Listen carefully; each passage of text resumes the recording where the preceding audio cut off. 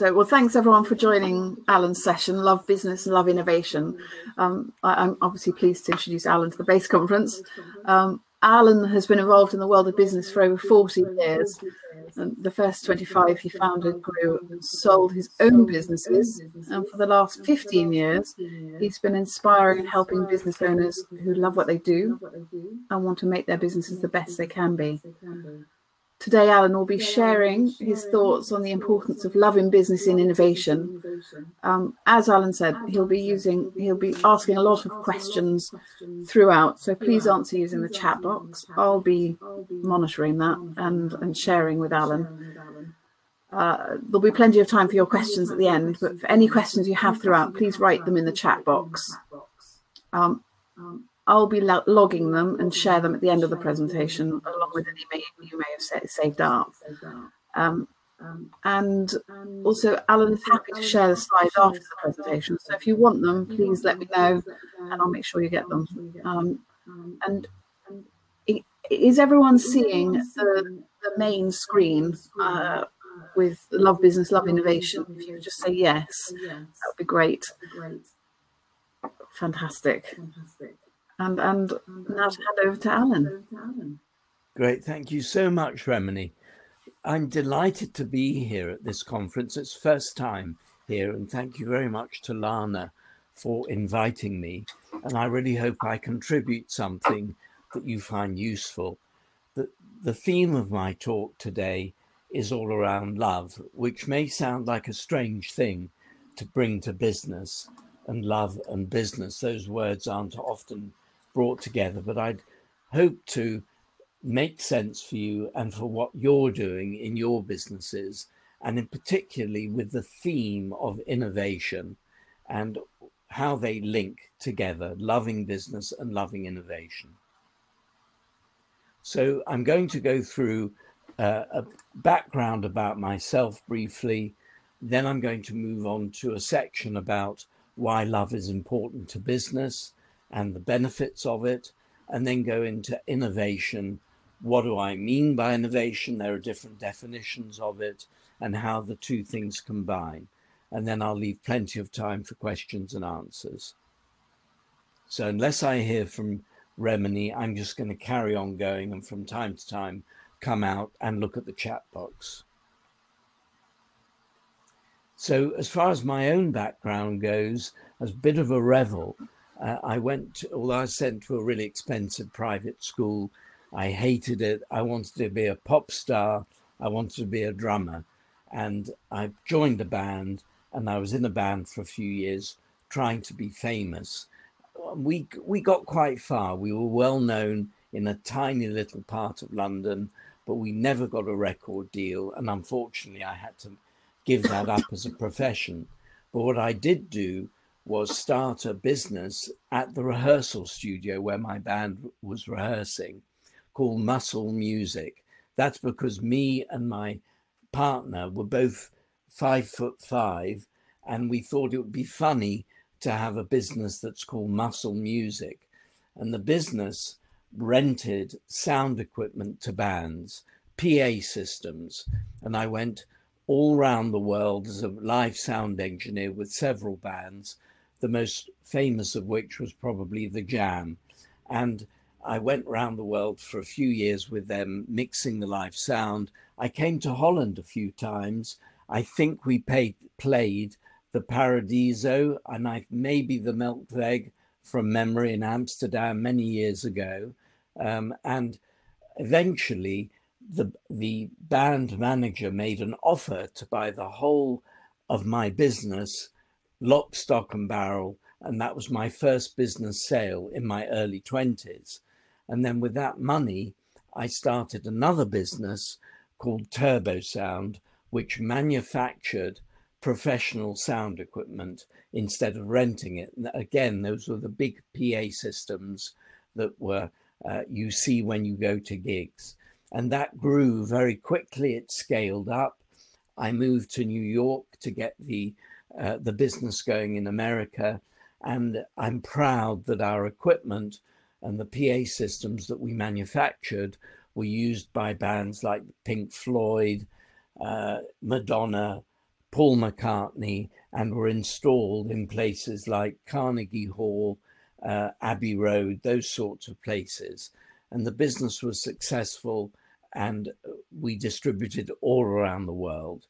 And eventually that business was sold in a trade sale to a German company called AKG that makes microphones.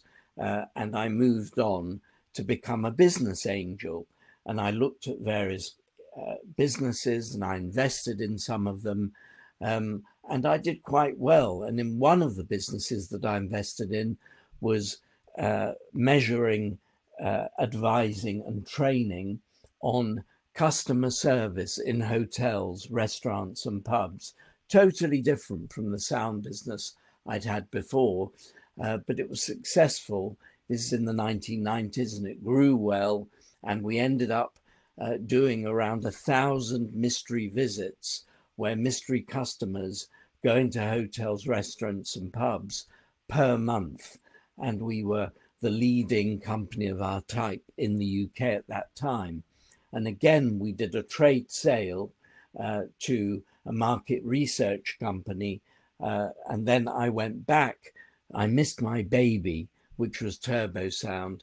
And I did this heart overhead decision. I didn't do much due diligence.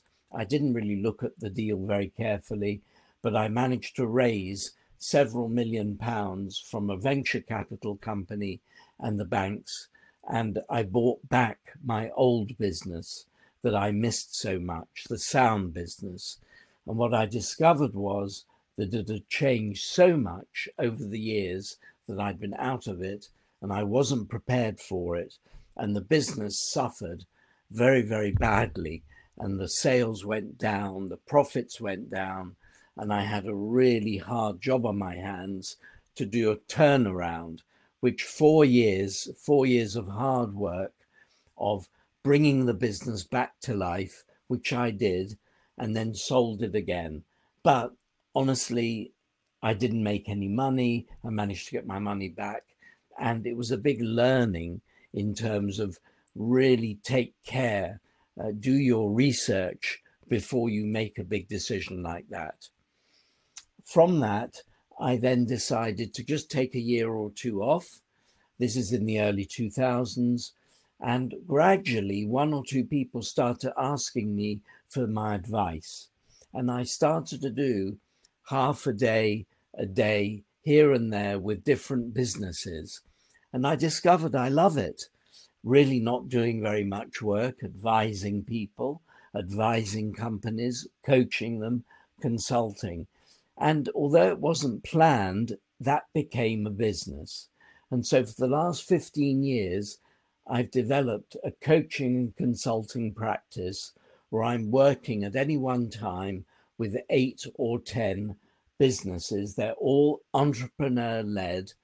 Every single one is an SME, and I'm helping them to grow, sometimes to scale up, depending on what they want. Sometimes I'm helping them sell their businesses, and sometimes I'm helping them make more money with what they have.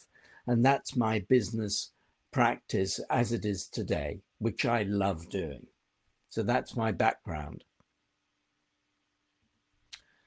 So, love. Why am I going on about love? All you need is love. What I've discovered over the years is that the businesses that I enjoy working the most with are the entrepreneurs who love what they're doing. They're in it. Of course, they have a business. They want to make money. But mainly, their main driving force is they have a purpose. They have a meaning. They love the business that they're doing. Whether they're manufacturing something, they're providing a service of some type, their businesses are there to do good in the world of some kind. And those are the people that I love working with. And you know what?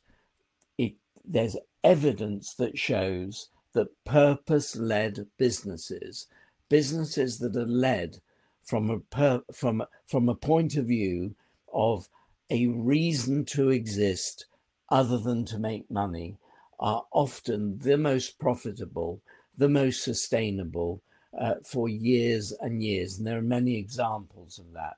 So that's why I believe in business, all you need is love. So why do you think love is important in business? Please put it in the chat box.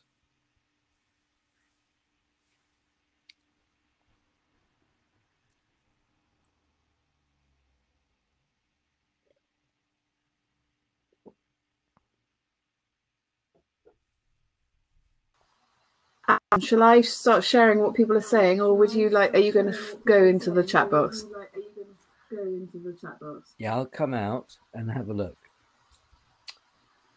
Right, love is sustainable. Yeah, without love, there's no respect. Absolutely. It's a deeper driving force, Aki. Yeah. Love is connection and empathy, Laura. Absolutely. That's so important. Yes, it helps to make things grow, and a really great motivation, Lana. Yeah, the value into the people, exactly. If you look after your people, you respect them, you care for them, you encourage them to do the best they can be. If you come from that point of view of love, I think that's the best motivation of all. So thank you for that. That's really brilliant. Okay, back to the presentation. If I can click the right buttons. Okay, does that look right? You should be able to see the presentation again. Remini, is that okay? Hello, Remini? Yes. Good. Sorry. Okay. So there's a chap called Warren Buffett. I don't know how many of you have heard of him, who is a super successful investor. Look at him. There's a photograph of him. He looks conventional, shirt and tie, in his 60s or 70s. And guess what he said? When he was asked, "What's the secret of your success, Mr. Buffett?" This is what he said. "I personally meet the CEOs of potential investees. I look into their eyes and I try to figure out whether they love the money or they love the business. We invest only when they love the business." Would you ever have expected someone like that to use the word love 3 times in an answer to what's the secret of your success? I love this comment, and he means it. And he's got a company worth billions that he's developed over decades with this philosophy, a very simple philosophy. And then there's this very famous saying, "Love is to business what grapes are to wine." I'm sure you've heard of that, because who said that? It was me. I just made it up. I think it's brilliant. Well, to tell you the truth, Remini came up with this. So credit to Remini when I said to her, I want to have some kind of phrase, something that makes sense. And this is what I believe. Love is to business what grapes are to wine. So thank you, Remini. Okay, so I hope I've made a good case for why love is important to business. Let's move on to one of the themes of the conference that Lana set up, which is about innovation and how innovation relates to scaling up businesses. Now, I'm not quite sure whether the audience today has what size of businesses you have, but I'm going to talk as much as I can from whether you have a micro business, whether you're a solopreneur, or whether you have a bigger business and you're scaling it up. I'll try to look at it from both points of view. So firstly, let's look. What does the word innovation mean? What does it mean to you? Please put it in the chat box. What does the word innovation mean to you? Please put it in the chat box.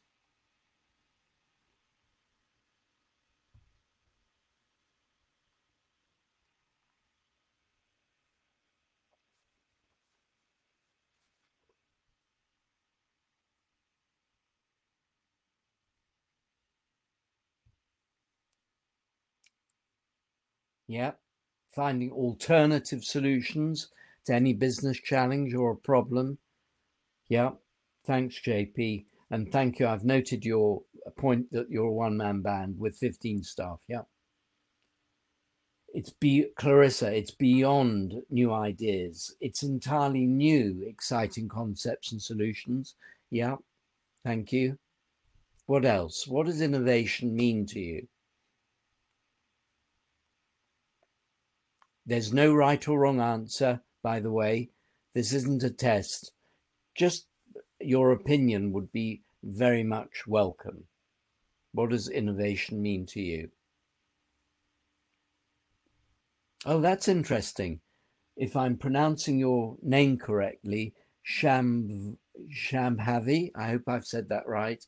Creative destruction. Fascinating. Yeah.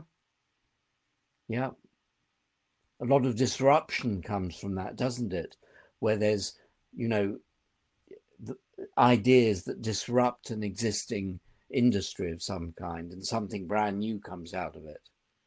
Anybody else? What does innovation mean to you? Yeah, broadening, thinking differently, Karina, broadening your horizons. Yep. Thank you. Couple more, and then I'll go back to the show, to the slideshow. One more. Last orders. What is innovation? Aha, Iona, if I'm pronounced that correctly. Changing the lens. Fascinating. Changing your point of view to create new behaviors.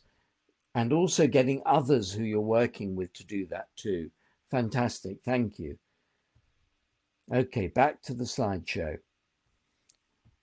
So what I did to look this up, to research innovation, I don't think there is one correct or wrong, right or wrong definition. Everything you put in the chat box is good and interesting. However, when I Googled it, the OECD, Organization for Economic Cooperation and Development, they believe, after research with thousands and thousands of companies, that there are 4 types of innovation. The first is product innovation, where there's some existing product that's significantly improved, or it's something brand new, a brand new product. Secondly, what about a process innovation? Something where inside the business, and it applies to one-person bands as well, where there's something that is improved in the techniques or the software or something that usually leads to more efficiency and more profit.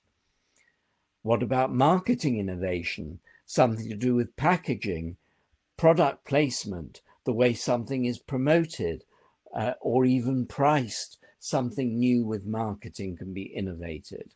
And then finally, they reckon there's organizational innovation, where there's something with business practices or something with the workplace or relations externally with customers. So they reckon there are those 4 types of innovation.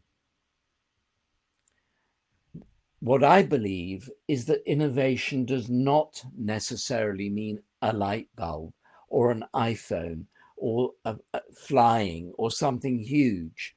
It can be something as mundane as finding a new way to decrease debtor days, something really boring. I'm sending my invoices out, customers are taking 60 days to pay, and I come up with a new way to bring it down to 50 days or 45 days.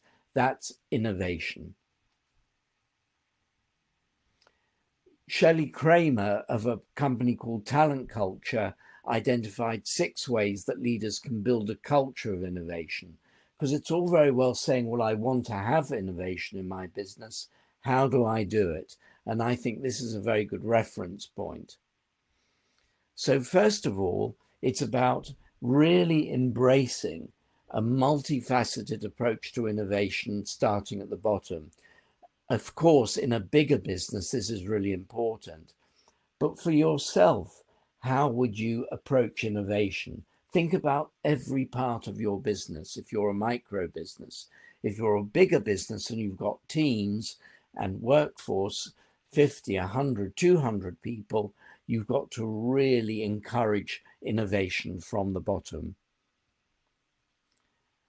And then empowering employees and also rewarding them, providing value, creating a culture where you're really encouraging and empowering employees to come up with that. And they'll come up with ideas. Google famously has a quarter of its time originally, I think they've lessened it a little bit now, where they allowed their employees to just come up with ideas and see what would happen. And this is a biggie. By definition, when we're innovating, when we're coming out with new ideas, failure is part of it. There are going to be trial and error, and people should not be punished, including yourself. Don't punish yourself for failing, for trying new ideas that don't work. And then think about measuring innovation. So I give an example of decreasing debtor days, but what if you're increasing efficiency in a business? What if you're coming up with a number of ideas? How are you measuring that? So you must choose the way you actually measure and reward innovation carefully. Yeah. How much time is being devoted to innovation, for example? You could just choose that, not necessarily the outcome. I'll come back to that theme in a little bit with your own time and your own businesses. And look at this one. Don't be afraid to take action, and quickly. So in other words, there are times when you need to take lots of time over looking at what it is you're trying out and lots of research. And then there may be other times when you think, no, we're going to trial and error. The whole idea of getting software out there, the agile approach, and just get it out there, an MVP, get it out there, test it, adjust, test it, adjust. Don't be afraid to learn from the past. So there's probably skills, learnings that you've got in your business that you know from the past. I should have taken that lesson when I went back to my old business, when you're looking to the future.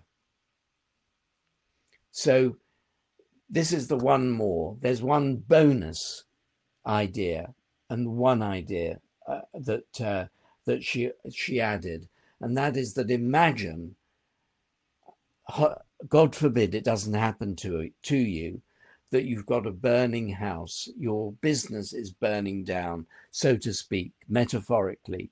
What's the one thing you take out from it? What's the one thing you take with it? Well, arguably, it can be innovation. Again, whether it's yourself or your team, it's all the new ideas. Otherwise, what have you got in your business? If you're growing it and you're scaling it up, it's going to be relying on innovation and a culture of innovation. So this is the burning house scenario. Right. Another question, please. What do you imagine is the biggest barrier to innovation, particularly in small businesses and solopreneurs? What do you think is the biggest barrier to innovation? Please put it in the chat box.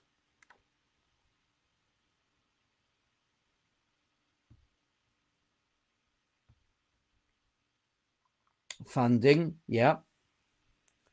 Fear of making a mistake, yes. Losing people money. Fear of failure, yeah. For lots of money and shame, yeah. Fear, yes. All of that, yeah. Knowledge is the only valuable, yeah. Yes, yes, yes. Joe, trying too many different things at once, yeah. With limited resources. Skating around, trying things, yeah. What else? What do you think is the biggest barrier?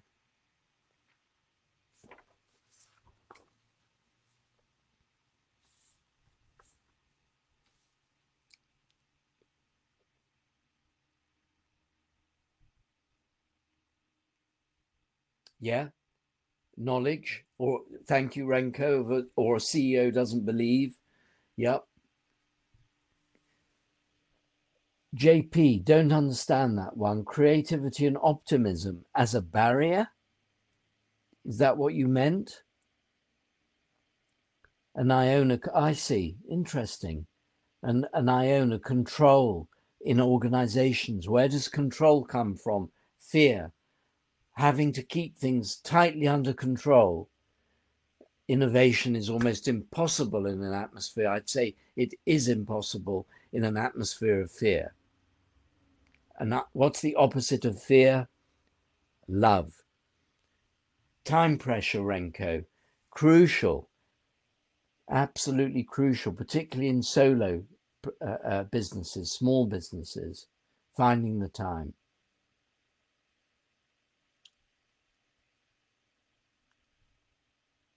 Too much involvement, yeah.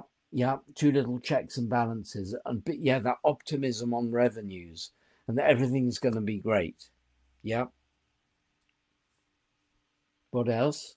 So I'm looking at the barrier. What other barriers are there to innovation in your experience? It may not be in your own business, maybe in your career, what you've seen in other businesses.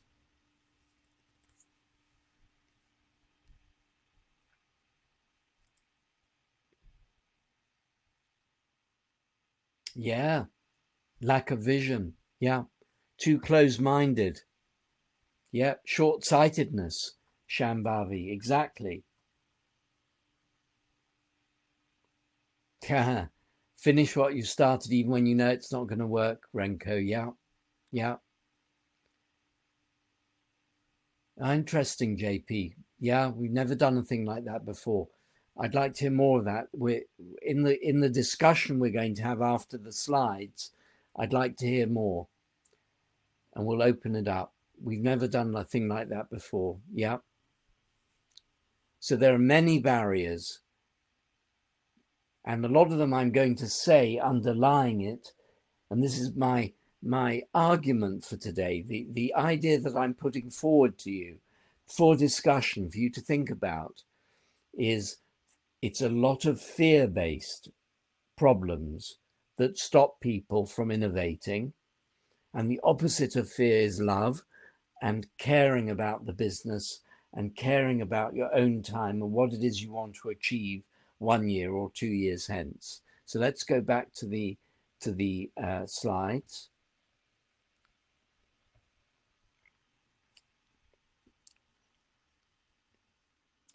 And so there was a survey done by a company called Lucidity here in the UK of SMEs in 2018. And they did it with thousands of businesses around the UK, and they were SMEs. And they said, what is the reason you find it difficult to innovate? And the biggest single barrier was lack of time. That's what they found, lack of time. And I would argue that all the other things that you put in the chat box are really important as well. They all link to this. And of course, there could be time if the CEO or the owners of the business have a vision to some of the points that were made. They would make the time because they believe that it's important. But if the culture that the CEO or the owners make is, now I need everything today, I don't care about tomorrow, I just want money today, there's going to be no space for innovation. It's an innovation killer. So if there's one thing that I would like you to take away from today's discussion, it's to plan time for innovation. And this is really hard to do as a solopreneur. So think about how you'd book a holiday. Now, look, I know it's difficult under the coronavirus situation, but under normal times, if you book a holiday and it's from, the last 2 weeks of January 2021, and it's booked and it's cut out from your calendar, you tell everybody around you're going on holiday, you book the flights, you book the hotel, it's carved out. It's unmovable unless there's some drama, hopefully not, that means illness or some other tragedy or something terrible that happens unexpected, that means you don't go on the holiday. How about you book time for innovation?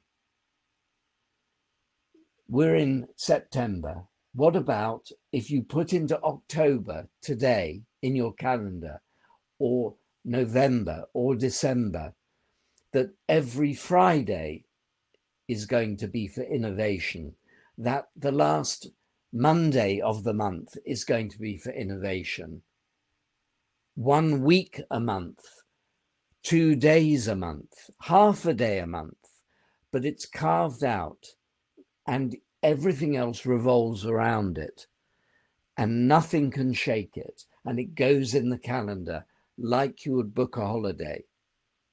How about trying it? Yeah. And if we were going to talk again in a few months, I would be saying, so how did it go? Did you try it? Did you at least try getting out from the hamster wheel of day to day to day to day work and working hard in the business to create, to care enough about yourself, to love yourself, your business enough to create time for innovation, like you would make time for a holiday? And that's my, if I have a message for today, that's my message. Okay, so that is the end of the time with presentation and slides. And now I'd really love to open it up. We've got about 15, just a little over 15 minutes left. And I'd like to explore some of the comments that have been made so far, and also ask people, please, to come up with either questions or comments and open it up. I can see the chat now, so fire away, please. Thank you, JP. Good message. Planning creativity is needed. Yeah, that's what I'm saying today from my soapbox.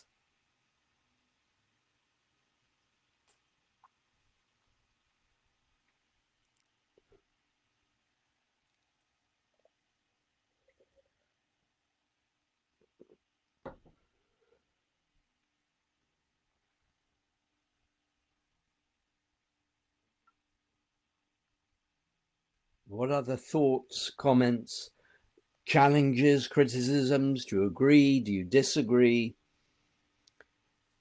Shamvari, you said earlier about short-sightedness.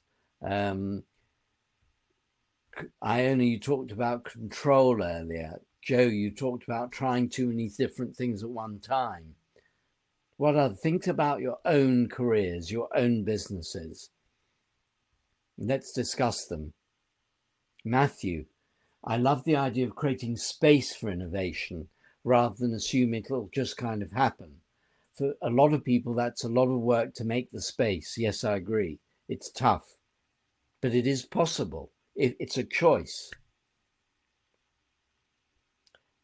Yes, Renko, thank you. Great question. I agree with the agile method of doing short bursts. I agree.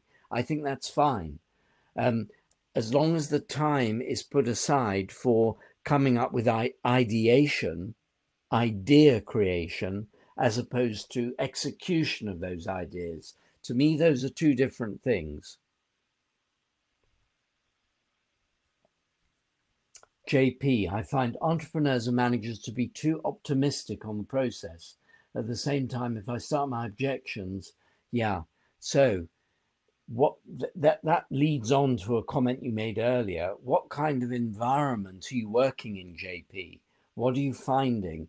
What could you do to change it so that attitudes change, so that they do welcome those things rather than just come up with objections and so on? Thank you, Herman, Fairy Godmother. I'll come on to your question in a minute, but I'd like to hear JP's view on what I've just said.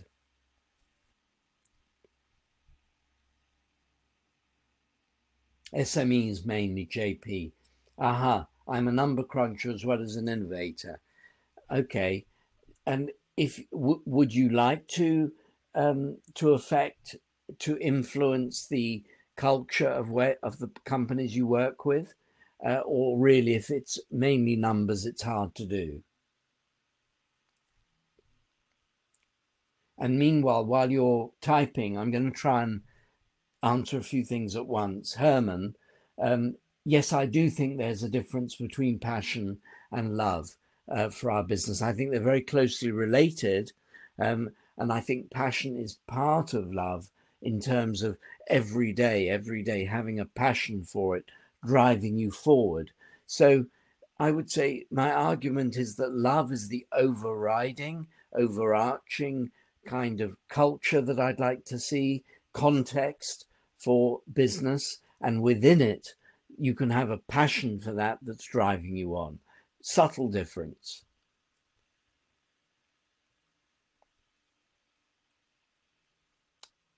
Karina, how do you keep it? Well, I'm sorry if it sounds a little bit blunt, but honestly, I feel it's a choice. We do have control over our time. So how much are you committed to making the time? Start maybe with half a day a month. The first Monday, half a day of the month, or the last Friday, half a day a month. Just to start with, try it. Block it out of your calendar. Give it a go. JP, I've been called off when it's too late to make changes. I see. So it sounds like you're in the business. What you do, JP, is a little bit of, of helping to solve problems. You're called in when there's a problem in a business and there's something that needs to be saved in a way, rescued in a way. And that's tough to come out with innovation. What I might argue is the way you institute changes to be bolder. I don't know, you forgive me, maybe you are already, but the innovation piece with rescuing businesses is to really be bold and brave with how you tackle what were the reasons why the business needs rescuing. Why have you been called in? What might be done differently to not just tackle the symptoms, but also the causes of the problem? Yeah, when the house is on fire. Very tough, very tough. Yeah, but it's possible. Renko, next to time, what would be a great facilitator of innovation? Right, defining what innovation is important for you. When I said earlier, those 4 types of innovation, which one of those, Renko, would be the most useful for you? For example, would it be something to do with new products or services? Would that give you the most value? Would it be something to do with a process in your business that would be of the most value? Would it be something that's marketing that would be most valuable? Or would it be something to do with the organization? So I would identify which of those 4 and work on one. Don't try to boil the ocean. Don't try to do too many things at once. One thing at a time. Try that and see how it goes and focus on that. Yeah, JP, yeah, I get it. I get it. That's already very, very tough. And people are in fear and panic and they're trying to save their business. Very hard, very hard. Pleasure, Renko. I hope that's useful. Yeah, a book, JP's 9 Ps as a method. And look, I wonder, JP, and this is hard to do with me talking and you typing, but is there something you could do that would be of value to businesses earlier, where you're almost you're on a mission to say to businesses, here are the signs of when things look like they're going wrong: cash management, not having good monthly management accounts, uncontrolled debtors or creditors. These are the signs to look out for. And your positioning then, JP, would be somebody who prevents the house being on fire, not necessarily being called in when it's too late. Just an idea. What else? We've still got 10 minutes or so left. So tell me other things that you're feeling or thinking. I'll stop talking for a minute, give you a time to type.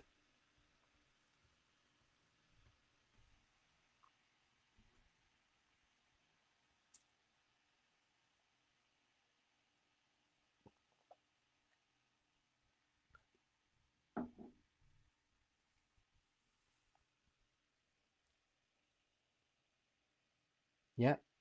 Yes. Great. Yeah. JP, that's what I'm working on. Branding and visibility are on my list, hence the book and the method. Fantastic. Yep. Brilliant.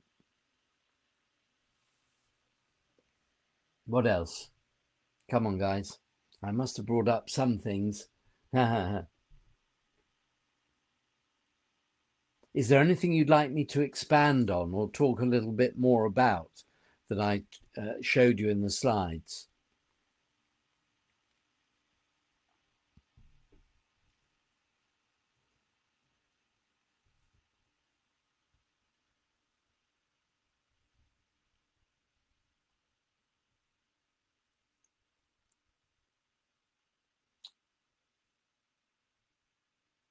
Clarissa, I'm picking up on something you said earlier, if you're still with us, about fear and being, that was great that you named it. And I'm interested if you can put in, if you don't mind, putting in what made you say that? What have you seen out there? And Shamvari, maybe talk a little bit more about creative destruction. I don't think there's a way for me to hear you, otherwise I'd open this up and have a discussion that's easier than typing. But maybe you can type a few things. The love for customers and their needs. Okay, question mark. Yeah. Ah, wow, that's interesting. Strong statement there, JP. Customers are often seen as a liability, something to deal with in bad faith. Wow, that's a business in trouble if they're seeing customers as a liability. That's tough. So I'd call that a source problem. That's something that's fundamental to the way the business is run, set up, the mindset of the owners. Very hard to change. That's a cultural change that's needed with that. Yeah, Matthew, thank you. Seems like the biggest barrier to innovation is perceived scarcity, not enough time, not enough money. How can you help people see past that? Well, that's a belief issue. That's something to do with if you believe what you're going to achieve and you imagine that you're already there and you're imagining that success and then you're acting as if you've already got that. So it's glass half full rather than glass half empty attitude. It can be changed. And that requires some discussion, some conversations, and maybe helping people to actually see past that in that way. I don't think it can be done with texts and in this sort of forum, but I think in conversation, it is perfectly possible to help people see past that and that there is another way. And something else I'd mention, Matthew, to your point, is there's a saying, and I don't know who said this, but it's something that I think is very true, which is that it's all very well to say to people, climb the ladder of success. Climbing the ladder of success, that sounds great, doesn't it? Rung by rung by rung. But then I'd say, be careful, choose which wall you're leaning the ladder against, right? And the wall in business is the strategy. And to be honest, there are times when it's the wrong mission, the wrong business, the wrong idea, and it's necessary to make another choice. So that needs to be looked at and to be honest. Shamvari, creative destruction in the sense of transforming something, in the sense that the way of doing things changes, maybe at an organizational level or institutional. The core to it is in creativity. Yeah, lovely, lovely. So in that type of situation, that's where getting a lot of people, however many people are in the business together in a room, it may have to be virtually in the pandemic, and starting to have that conversation openly. If it was physical in a room, my image of it is chairs in a circle, facilitated by somebody external, and then talking openly about what things could we change in the organization to improve it.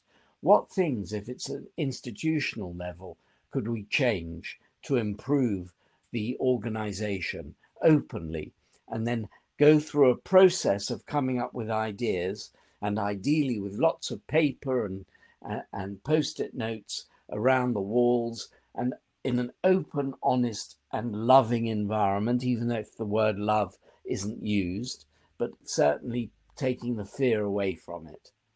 So that's, Shambhavi, how I would recommend that creative destruction can be allowed to happen. If a business is run by people who are afraid to be in an equal round circle with their team, and they always put themselves in a position of power and control, that's very hard, very difficult.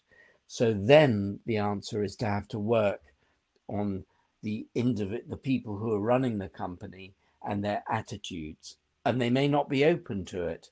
It may not be possible to have creative destruction.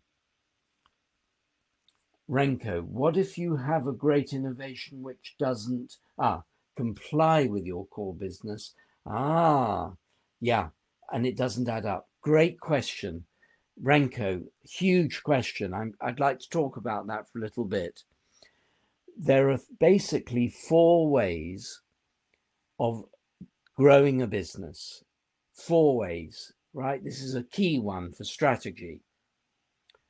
I'm sorry I don't have a slide ready to show you, but if anybody's interested in taking this forward, this discussion that Renko has kindly started, then please reach out to me. I have a slide at the end with my email address and so on. I'd be happy to carry on the discussion.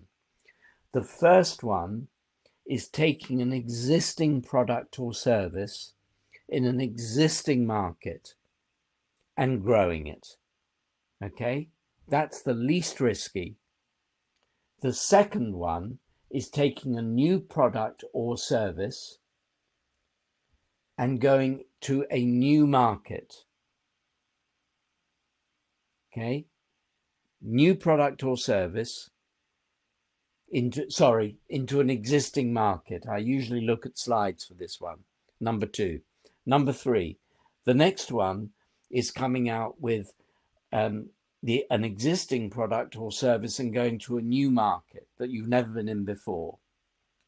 And the most risky, which is called diversification, which I can't quite tell from your question, whether you're thinking of a new innovation for your existing customers, your existing market, or whether it's a new innovation for a new market, is new for new, right? That's the 4th one.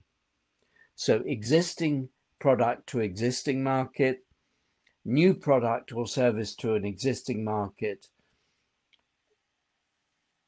existing product or service to a new market, or a new product or service to a new market.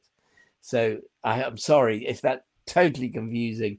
If there was a whiteboard or a white thing, I'd draw it up. So Renko, if you depending on which one of those you have, you'd make a decision on whether it's worth spending time. And I noticed earlier in the chat, Renko, that you put money. So maybe that's worth backing. Does it fit within the existing brand? Do you need to create a new brand for it, a new business? Or are you extending your brand into something else? Those are big strategic decisions to make. Okay, I'm just keeping an eye on time. We've got 5 minutes left. JP, and when listening to co-founding founders, ask about the future plan. Yes, financial involvement. Founding innovative plants are a must-have. Absolutely. Shambhavi, How do you overcome resistance to change? By ideally creating a vision of success of what change looks like, ideally painting a picture of, if we change this, or if you change this, then at the end of it, you're going to have this amazing world, this amazing business that is making more money or is in other markets or other products. And therefore it's worth taking the risk of innovating, and that there may be failure, because the gains, the wins, the benefits are potentially so huge. That would be the way I'd attempt it. In other words, with a positive outlook, ideally. I get it, though, that some people are really, really stuck and they won't change. Well, maybe that's give up on them and try others.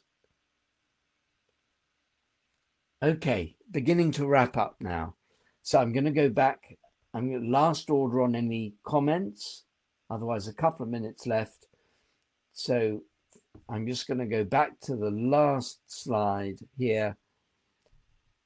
And I'd like you to put into the chat box, please, what is your one takeaway from the session from today? What's your one takeaway from the session? Please put it in the chat box. One takeaway from the session, please put it in the chat box. A few words.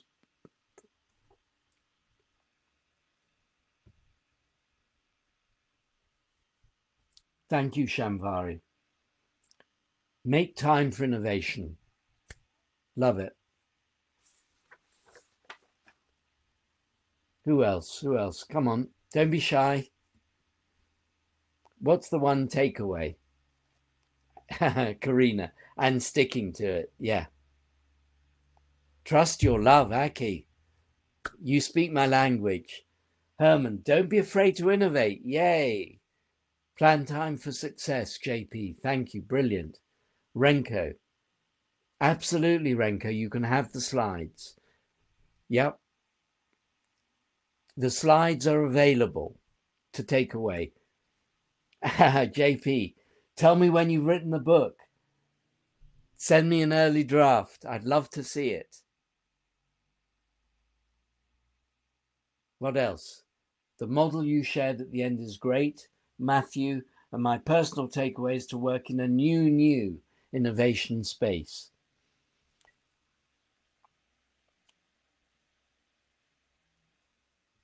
I'm going to just put into the chat box where to look for the strategic decision making. To Renko's point, please Google the Ansoff matrix, and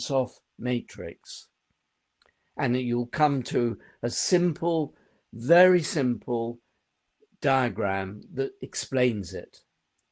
It's 100 years old, if not more, when Ansoff invented it, and it's used to this day by companies. Thank you, Remini. Please email lovebusiness@alanwick.com, and I will, or Remini, one of us will send you the slides. So Remini, we're at 12 o'clock. I think we've got to wrap up. And thank you all very much for coming to my talk.